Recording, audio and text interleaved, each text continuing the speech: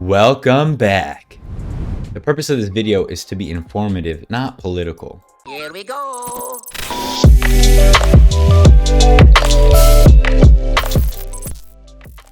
I'm one of the developers working on Dwerve. It's a tower defense dungeon crawler RPG. I'd be grateful if you wishlisted it on Steam and supported that indie dream. Dwerve was invited to go to PAX, and while there, I asked a bunch of indie game devs all sorts of questions, right?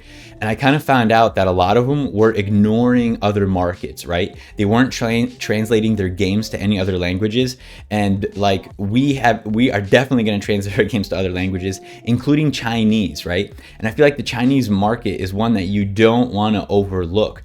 For Dwerve, we don't have a publisher in America, but we are working with a publisher in China. It's a big part of that is because you need to get ISBN in China, and I'll talk about that a bit later. But the point I'm trying to make right now is that don't ignore other markets. We have something like 15,000 wish lists right now just from China alone. That's a pretty big deal. So make sure that when you're making your game, you don't ignore the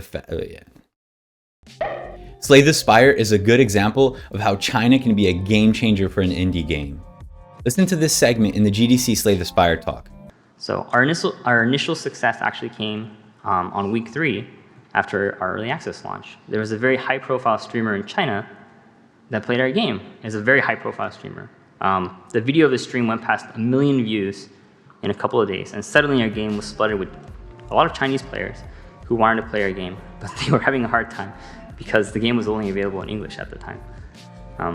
More people in the US became interested. See, don't neglect the Chinese market. Yo, check this out.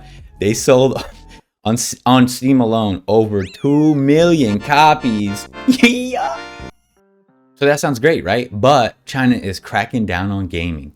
They have face recognition that doesn't let minors play past 10 p.m. and they can only play 3 hours of games a week.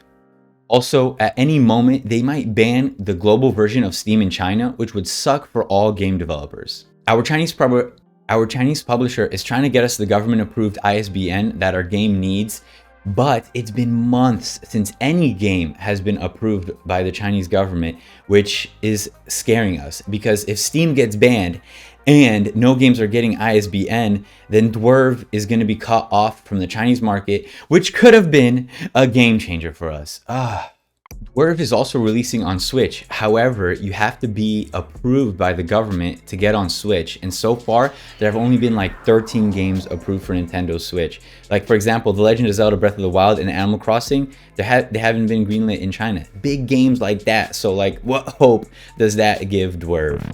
I'm gonna have my fingers crossed that Steam doesn't get banned in China before we release Dwerve this spring. See you guys next week.